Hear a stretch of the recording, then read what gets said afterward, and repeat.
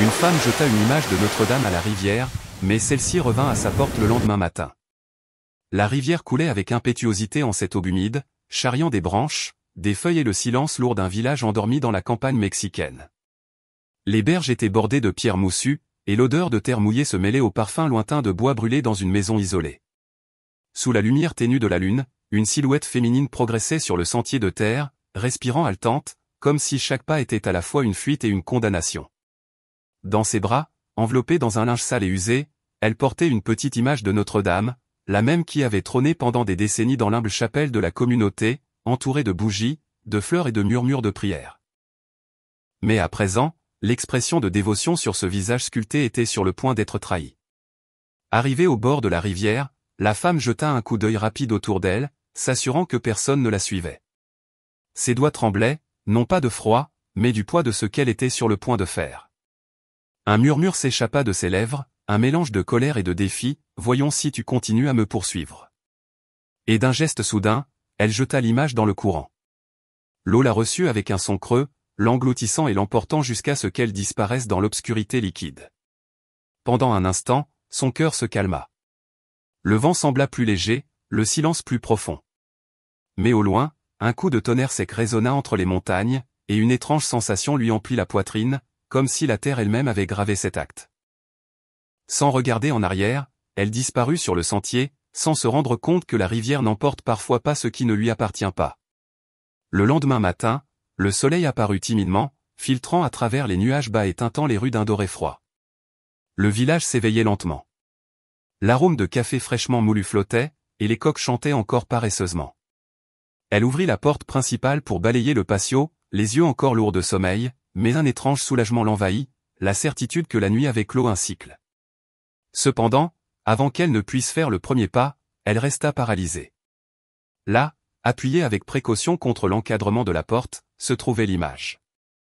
Elle n'était ni mouillée ni maculée de boue, mais intacte, avec une couche propre, des couleurs vives et le même regard serein qui semblait lui transpercer l'âme. C'était impossible. La rivière était à près de 3 kilomètres, avec son courant fort et gonflé par les pluies.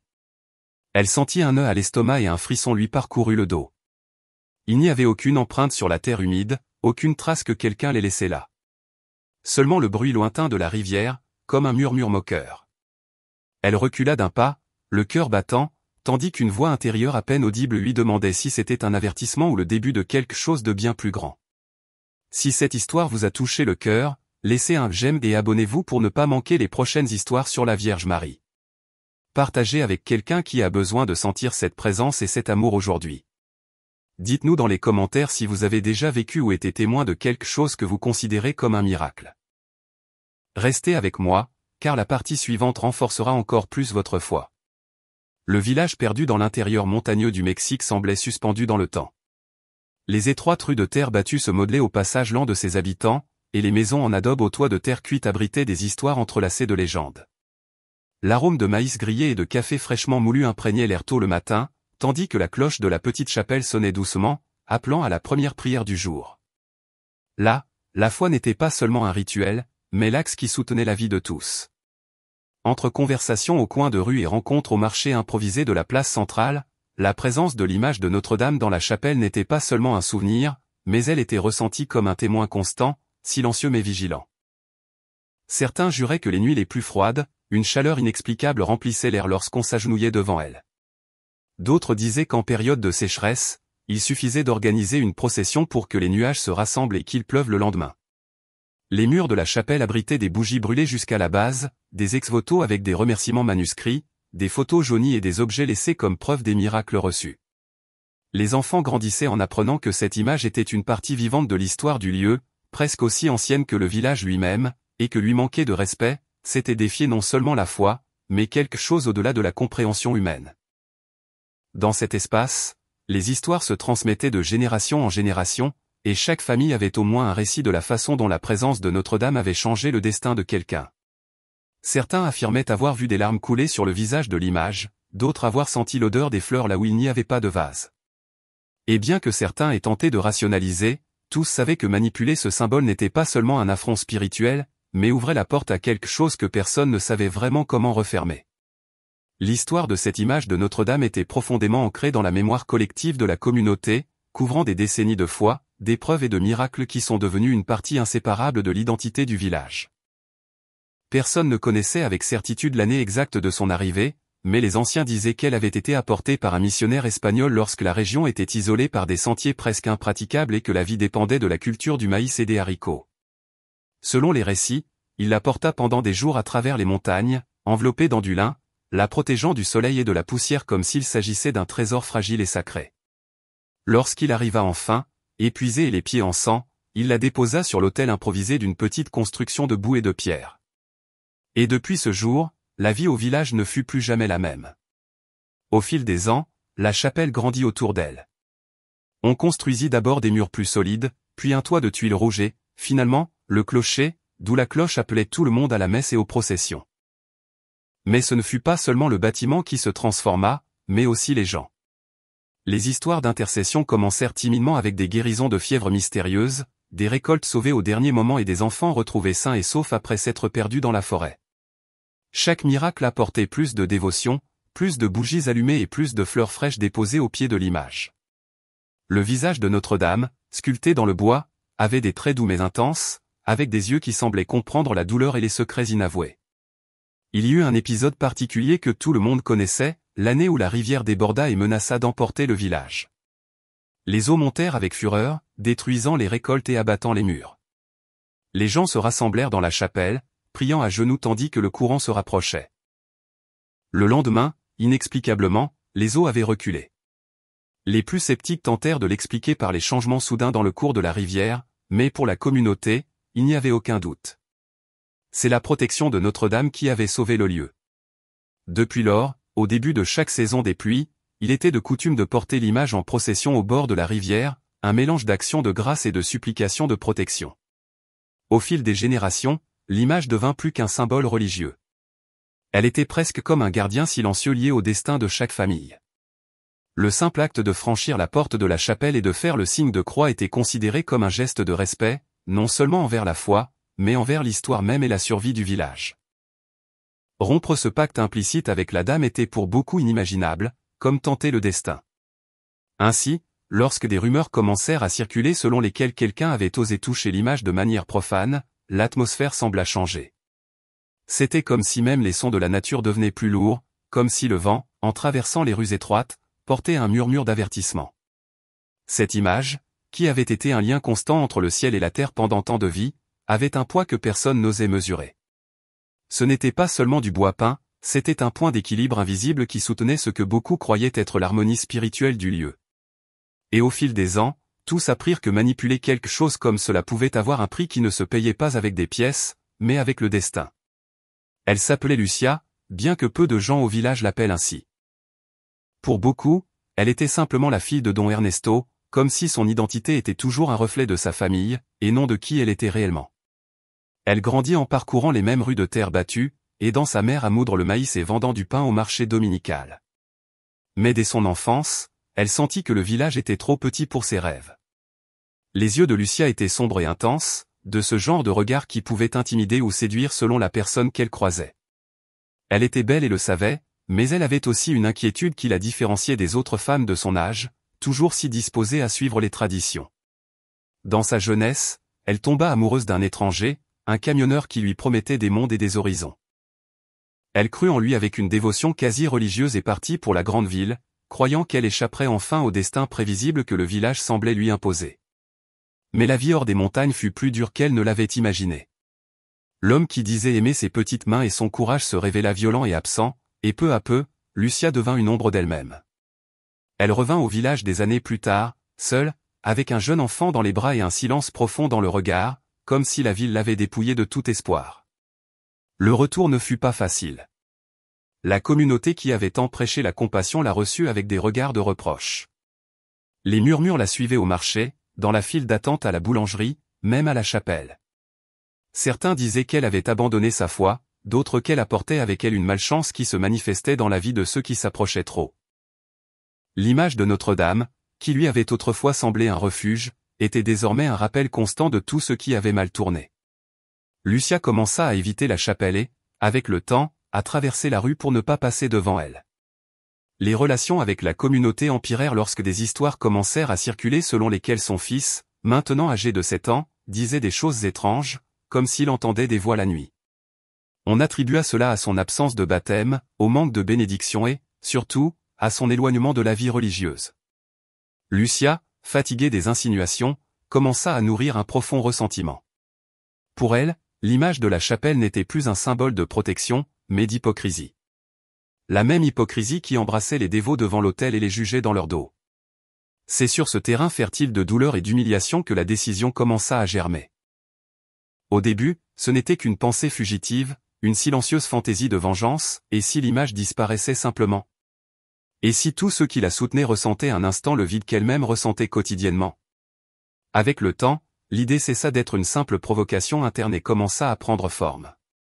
Il n'y avait plus de peur du châtiment, plus de foi pour la freiner, il ne restait que la colère et le désir de rompre ce pacte invisible qui, pour elle, ne lui avait jamais rien apporté de bon. Et ainsi, sans que personne ne le remarque, Lucia se préparait à un acte qui changerait à jamais non seulement sa vie, mais celle de tout le village. Les jours précédant l'acte, Lucia se sentit de plus en plus épuisée. De petits événements quotidiens qui auraient paru banals à d'autres, devinrent des signes qu'il n'y avait plus de place pour la retraite.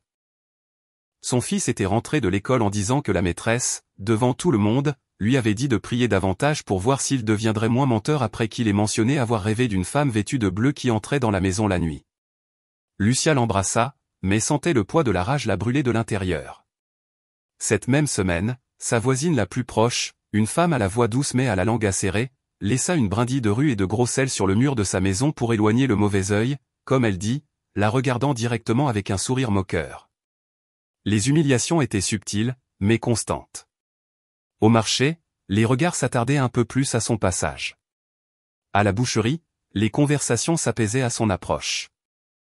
Même le matin, en balayant le patio, elle sentait le silence de la rue avec un poids presque palpable. Le pire arriva un vendredi soir, alors qu'en passant par la place centrale pour acheter du pain, elle entendit deux hommes commenter une série de pertes dans leur récolte de maïs. L'un d'eux, sans savoir qu'elle était proche, commenta, depuis qu'elle est revenue, rien ne pousse bien. C'est le châtiment de la dame. C'est à ce moment-là que la colère se mêla à quelque chose de plus sombre. Le désir de montrer que si le châtiment était vraiment le sien, alors elle avait le pouvoir de changer le destin de cette image sacrée. Lucia commença à observer chaque détail de la chapelle avec de nouveaux yeux. Elle connaissait l'heure exacte à laquelle le prêtre sortait, le moment où l'on changeait les bougies, le grincement de la porte à l'ouverture et, surtout, elle remarqua que les nuits de pluie, peu de gens osaient traverser la rue principale vers le petit temple. Elle commença à se promener plus tard dans le village comme si elle cherchait simplement de l'air frais, mais en réalité, elle calculait mentalement l'itinéraire et le temps nécessaire pour entrer et sortir sans être vue. La goutte qui fit déborder le vase arriva un après-midi gris, lorsque le prêtre, dans un sermon bref mais mordant, parla de ceux qui nient la foi et sèment des ombres au lieu de lumière. Son regard, même sans mentionner de nom, semblait fixé sur elle. Le murmure qui se répandit dans les bancs fut comme un chœur silencieux d'accusation. Lucia ne resta pas jusqu'à la fin de la messe. Elle partit en traversant la place sous un regard qui semblait plus affûté qu'un couteau. En rentrant chez elle, elle ferma la porte et s'assit à table, regardant le mur en silence pendant de longues minutes. La décision, qui semblait auparavant une simple possibilité lointaine, était désormais un destin scellé. Cette nuit-là, il commença à pleuvoir, une fine pluie qui frappait le toit comme des doigts impatients.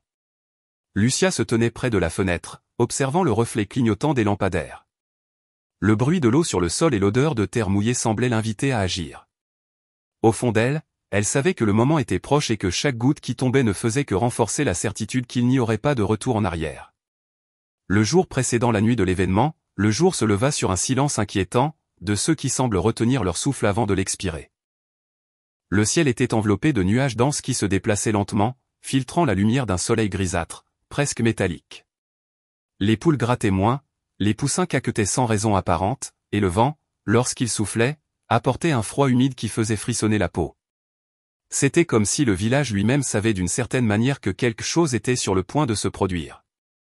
Lucia passa la journée à éviter les conversations, enfermée chez elle, occupée à des tâches mondaines, qui, malgré tous ses efforts, ne parvenait pas à la distraire. Son fils jouait en silence dans un coin, assemblant et désassemblant les mêmes pièces de bois, comme si lui aussi sentait que sa mère était ailleurs, bien qu'elle fût là. Chaque fois que la cloche de la chapelle sonnait, une oppression se formait dans sa poitrine, non pas de regret, mais d'une étrange anticipation. Dans l'après-midi, l'atmosphère devint encore plus suffocante. Le vent commença à balayer la rue avec plus de force, faisant vibrer les fenêtres et soulevant la poussière qui lui collait à la peau. De l'autre côté de la place, les portes de la chapelle s'ouvrirent brièvement, laissant échapper un faisceau de lumière jaunâtre et l'odeur de bougies fondues. Lucia observait de loin, sentant comme si l'image qu'il abritait en son sein, même sans la voir, savait qu'elle était observée. La sensation était inconfortable, presque physique, comme un regard pénétrant. Au coucher du soleil, le ciel se teinta d'un pourpre qui semblait annoncer la tempête. Certains voisins ramassèrent leurs affaires à la hâte, fermèrent les fenêtres et les portes à clé. La rue principale se vida peu à peu jusqu'à ce que l'on n'entende plus que le bruissement des feuilles au vent et le claquement lointain d'une porte. Lucia s'habilla de vêtements simples et sombres et attacha ses cheveux, évitant que des mèches rebelles n'attirent l'attention. Avant de partir, elle regarda son fils endormi dans le hamac. Elle hésita un instant, puis rejeta l'idée, durcissant son expression. En ouvrant la porte, l'air frais de la nuit lui frappa le visage comme une invitation et un défi à la fois. Elle marchait lentement, chaque pas mesuré, le regard attentif aux ombres. Le village, sous la lumière intermittente des lampadaires, semblait plus étroit, plus fermé, comme si les murs tentaient de compresser les rues. Le vent soufflait en rafales, portant un bruissement qui se mêlait au bruissement des arbres. Au loin, au bout de la rue, la chapelle se dressait comme une sentinelle silencieuse, avec son petit clocher découpé sur le ciel nuageux. Lucia sentit un frisson qui lui parcourut le dos. Ce n'était pas de la peur, du moins pas de la peur ordinaire. C'était une étrange certitude qu'une fois qu'elle franchirait cette porte, le temps ne reviendrait pas en arrière. Et même sans témoin visible, quelque chose en elle lui disait qu'elle n'était pas vraiment seule cette nuit-là. La chapelle était presque dans l'obscurité, illuminée uniquement par la lueur vacillante de quelques bougies qui brûlaient sur l'autel. L'air à l'intérieur était dense, imprégné de l'arôme de cire fondue et de vieilles fleurs. Chaque pas de Lucia résonnait contre le plancher de bois usé, un son creux qui semblait se prolonger plus que d'habitude. La porte, en se refermant derrière elle, émit un clic aigu qui fit battre son cœur plus vite. Pendant un instant, elle resta immobile, observant la figure de la dame au centre, illuminée par la douce lumière des bougies. Son visage serein, son regard baissé, son manteau bleu tombant en délicates ondulations. Il n'y avait rien de menaçant là. Et pourtant, Lucia se sentit observée, comme si ce visage tranquille savait exactement ce qu'elle comptait faire. Elle fit quelques pas en avant, hésitant un instant. Le bruit lointain du vent qui s'engouffrait par les fissures de la fenêtre semblait murmurer des mots inintelligibles. Dehors, le tonnerre grondait dans les montagnes, bas et prolongé, comme marquant le pas. Lucia respira profondément, tendit la main et toucha la base en bois de la statue.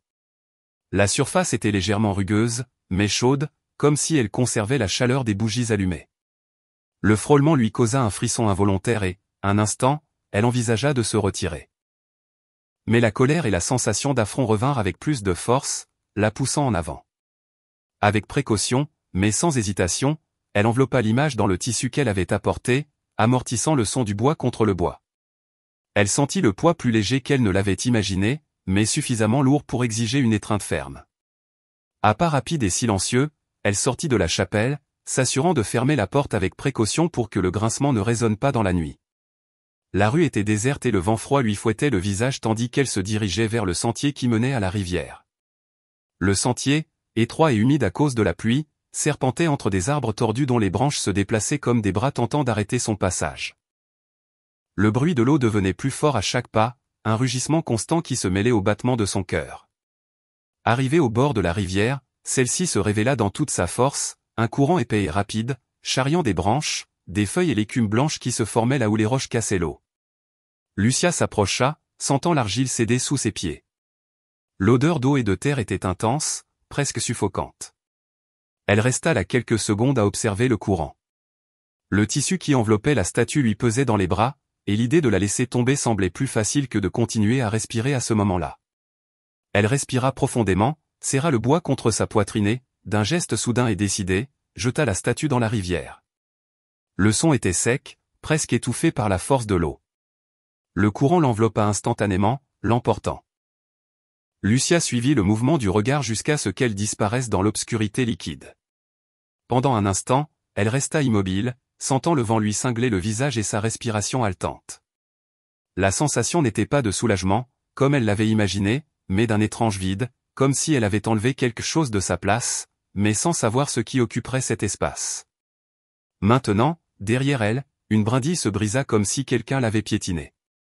Lucia se retourna rapidement, mais ne vit rien d'autre que l'obscurité dense de la forêt. Le bruit de la rivière continuait constant, mais il semblait plus profond, plus grave, comme un murmure qui la suivait. Sans se retourner vers l'eau, elle se retourna et commença à marcher sur le sentier. À chaque pas, la sensation d'avoir été observée persistait, collée à sa peau comme l'humidité de la nuit. L'aube apporta une lumière pâle, presque timide, qui pénétrait à peine les nuages denses. L'air était froid et humide, et un silence inhabituel planait sur les rues, comme si même les coqs avaient hésité à chanter. Lorsque les premières portes commencèrent à s'ouvrir, les habitants reprirent leur routine quotidienne à pas lents. Mais tout changea au moment où les bougies de la chapelle s'éteignirent d'elles-mêmes, laissant l'autel dans une obscurité soudaine. Ce fut le sacristain, un homme mince à la barbe rare, le premier à s'en rendre compte. L'image avait disparu. Son cri étouffé résonna dans le petit temple, attirant l'attention des passants. En quelques minutes, un petit groupe s'était rassemblé à la porte de la chapelle, échangeant des regards étonnés et des murmures nerveux. Certains entrèrent, regardant autour d'eux, comme s'ils s'attendaient à trouver l'image tombée au sol ou cachée derrière l'autel, mais l'espace était vide. Le tissu de velours bleu qui servait de fond semblait désormais froid et sans vie, comme si son absence avait miné une partie de l'énergie même du lieu. Les hypothèses surgirent rapidement. Certains dirent que cela pouvait être un vol, d'autres parlèrent de profanation et il y eut même ceux qui, à voix basse, mentionnèrent un châtiment divin. Le prêtre arriva peu après, pâle et les yeux écarquillés, et resta devant l'autel pendant plusieurs secondes sans dire un mot. Quand il parla finalement, sa voix était basse mais grave, quelque chose de grave s'est produit cette nuit. La nouvelle se répandit comme une traînée de poudre dans le village. Au marché, la conversation tournait autour de cela. Les enfants étaient tirés par la main et forcés de rentrer chez eux. On fermait portes et fenêtres à clé. Ce n'était pas seulement la peur de l'acte en lui-même, mais la peur de ce que cela pouvait signifier.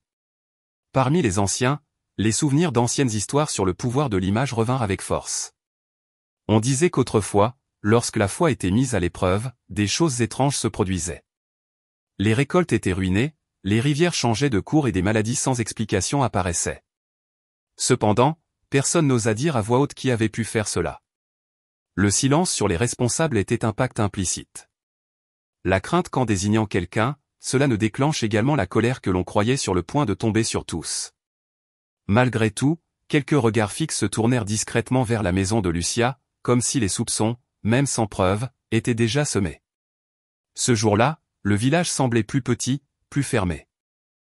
L'air lourd rendait la respiration difficile, et l'absence physique de l'image semblait avoir ouvert un espace invisible où la tension s'installait. Et bien que personne ne le dise, tous le sentirent. Cela ne s'arrêterait pas là. La nuit suivant la disparition de l'image, le village fut plongé dans une obscurité inhabituelle. Le vent, qui soufflait auparavant avec force entre les montagnes, cessa soudainement, laissant l'air immobile et dense, comme si quelque chose d'invisible attendait en silence. Ce fut dans ce calme inquiétant que commencèrent les premiers événements. Un fermier, en rentrant chez lui après avoir inspecté ses cultures, relata avoir vu une lumière faible flotter sur la rive de la rivière, apparemment sur l'eau. Il s'approcha, croyant que c'était le reflet d'une lampe tombée, mais la lumière s'évanouit avant qu'il ne puisse s'approcher, et le bruit de la rivière semblait plus profond, presque comme un murmure grave qui répétait quelque chose dans une langue qu'il ne comprenait pas. Il jura que personne n'était là et pourtant il se sentit observé. À l'aube, la famille de Donia Estla, l'une des plus anciennes dévotes, se réveilla en sursaut par le parfum intense de fleurs fraîches qui émanait de sa maison. Ils fouillèrent chaque pièce, mais ne trouvèrent ni un seul vase ni une brindille. Le parfum disparut aussi vite qu'il était apparu, laissant derrière lui un froid soudain qui embua les fenêtres. Au lever du jour, en ouvrant la porte, ils trouvèrent des marques d'eau sur le sol, comme si quelqu'un avait marché pieds nus, laissant une trace qui se terminait devant l'autel de la maison, où s'élevait autrefois une petite réplique de l'image qui, curieusement, était de dos. Les enfants commencèrent à faire des rêves étranges.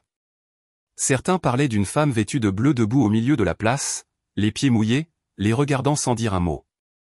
D'autres décrivirent avoir entendu de doux coups à la porte pendant la nuit, et quand ils se penchèrent à la fenêtre, ils ne virent que le reflet de la lune dans la rue vide. Au début, les adultes tentèrent d'attribuer ces histoires à l'imagination enfantine, mais lorsque deux hommes âgés jurèrent avoir entendu le même coup, étant éveillés, la tension augmenta. Chez Lucia, le silence était encore plus suffocant. Dans les premières heures après l'acte, elle n'avait ressenti que du soulagement et une étrange légèreté, mais au fil des jours, elle commença à remarquer de petits changements, le grincement du hamac de son fils, laissé sans surveillance la nuit, le vent qui soufflait uniquement dans sa chambre, et un matin tôt, le bruit de l'eau qui gouttait près de son lit, bien que le sol fût sec lorsqu'elle alluma la lampe.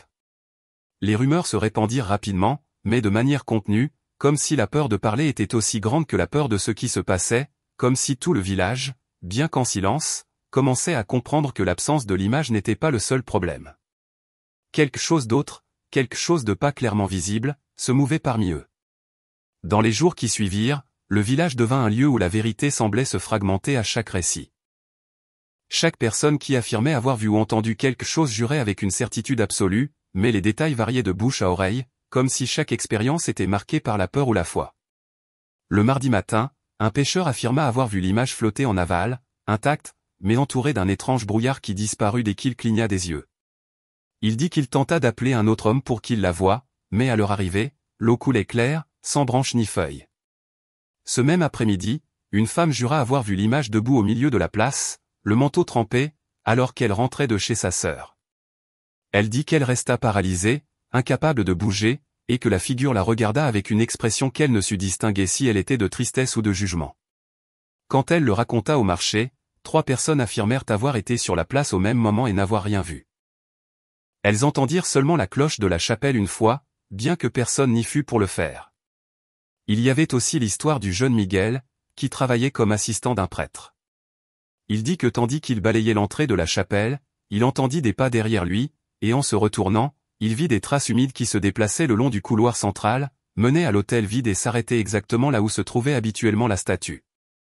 Le sol avait été sec avant, et il n'y avait pas de fenêtres ouvertes par où de l'eau aurait pu entrer. En racontant cela, le prêtre le réprimanda en lui demandant de ne pas diffuser d'histoires capables d'enflammer l'imagination de tous. Mais à ce stade, personne n'avait besoin d'être encouragé à imaginer. Certains récits se contredisaient de manière si absurde qu'ils semblaient impossibles à concilier.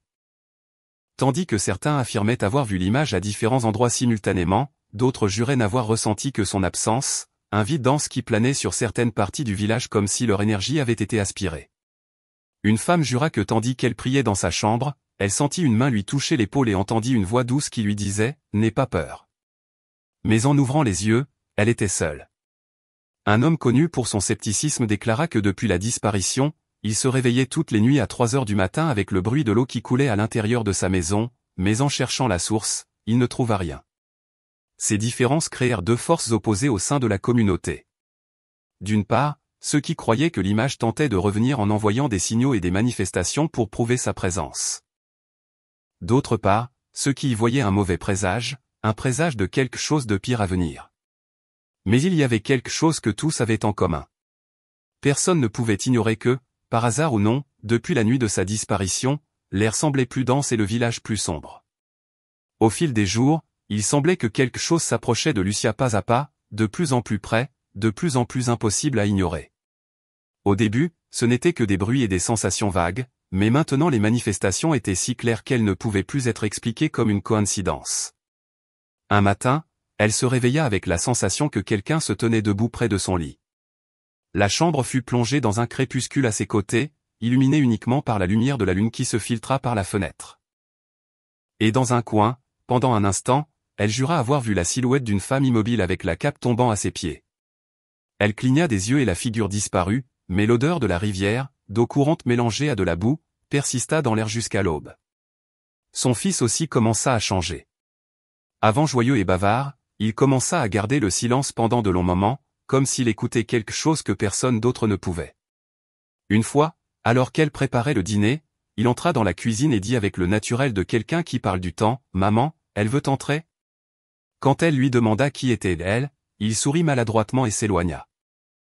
Cette nuit-là, Lucia laissa toutes les portes fermées à clé, mais à 3 heures du matin, elle entendit un doux coup à la porte principale, toujours 3 coups espacés, suivis du bruit de pas qui s'éloignaient, bien que personne ne fût dans la rue quand elle regarda par l'interstice.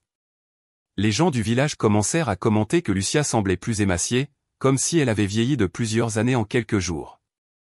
Elle avait le visage pâle, les yeux cernés, et ses réponses aux conversations étaient brèves, sèches, presque mécaniques. En même temps, les histoires sur les signes de l'image grandirent. Un groupe de femmes jura avoir vu des traces humides qui se dirigeaient vers sa porte un matin pluvieux, s'arrêtant juste sur le seuil et disparaissant là, sans signe de retour. Une autre personne dit avoir entendu de doux chants provenant de l'intérieur de sa maison, bien qu'il n'y eut pas de musique quand elle frappa à la porte. Le prêtre, percevant l'hystérie croissante, tenta d'organiser une vigile de prière dans la chapelle, mais l'absence de l'image laissa l'atmosphère étrange et incomplète. Beaucoup ne purent même pas rester longtemps dans le temple, affirmant sentir un frisson pénétrant qui leur montait des pieds et le long de la colonne vertébrale. Pendant ce temps, Lucia sentait comme si l'air autour d'elle était devenu plus dense, comme s'il portait une électricité invisible sur le point de se décharger. Les nuits devinrent la période la plus dure. Le vent, auparavant constant dans les rues, soufflait maintenant uniquement autour de sa maison, hurlant entre les fissures comme une lamentation. Le bruit de la rivière semblait plus proche, comme si son courant coulait sous le sol, et même quand elle fermait les yeux, tentant de se convaincre que tout n'était que son imagination, la même sensation revenait, que quelque chose ou quelqu'un était de plus en plus près d'entrer. C'était un vendredi soir, et le ciel était si sombre qu'il semblait n'y avoir ni lune ni étoile.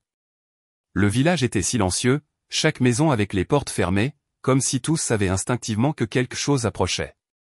Lucia tenta de dormir, mais le bruit du vent semblait provenir de l'intérieur des murs, non de l'extérieur. Son fils, inquiet, se tournait et se retournait dans son hamac, marmonnant des phrases incohérentes, jusqu'à ce que soudain, il se redressa et dit d'un ton presque serein, « Elle est là ». Avant que Lucia ne puisse réagir, des pas se firent entendre sur le porche, lents, mesurés, comme si chaque mouvement était destiné à être entendu. Son cœur s'accéléra, elle se leva avec précaution et alla à la porte, collant son oreille. Immédiatement après, on frappa à la porte. 3 coups fermes et espacés, puis le silence. Mais ce n'était pas un silence quelconque. C'était un vide total, comme si même la rivière avait cessé de couler. En ouvrant la porte, la scène la paralysa.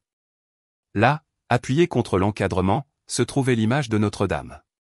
Elle n'était pas mouillée, mais une fine couche de rosée brillait à la lumière ténue d'une lanterne lointaine.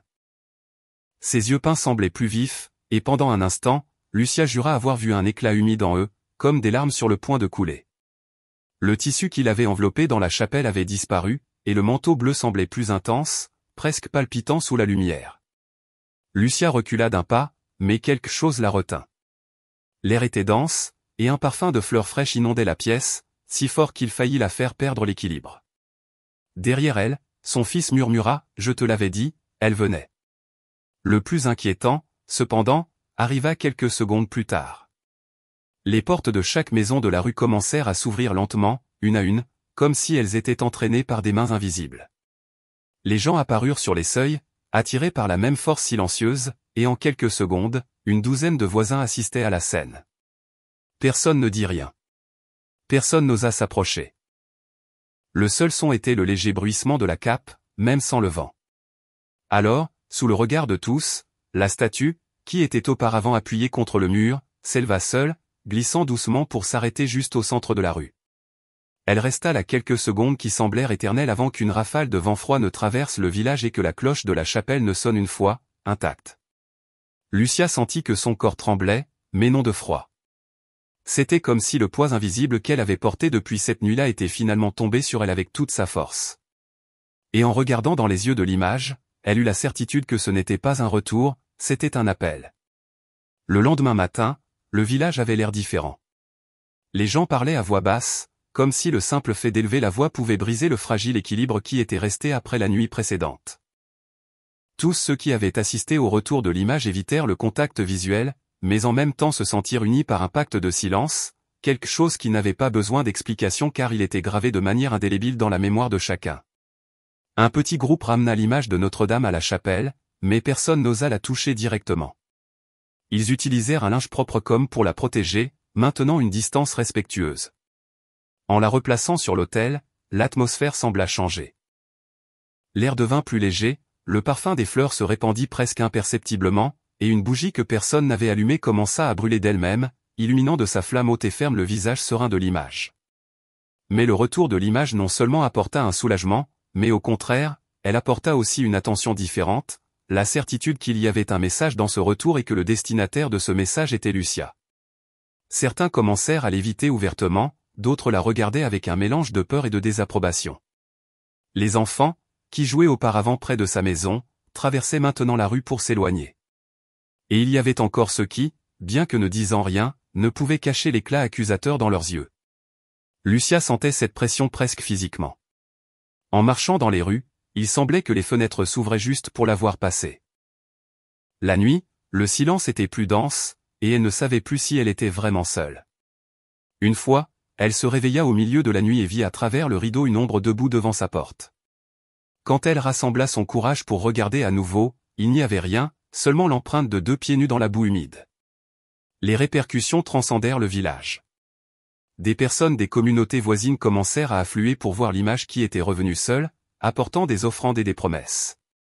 Le prêtre profita de l'occasion pour renforcer les sermons sur la foi et la pénitence, laissant des phrases en l'air qui semblaient contenir des messages cachés. Certains disaient qu'il était temps pour un rituel de purification, d'autres qu'il était préférable de laisser le temps passer pour que le poids de la main divine ne tombe pas plus fort. Lucia, quant à elle, commença à sentir que le monde se refermait autour d'elle.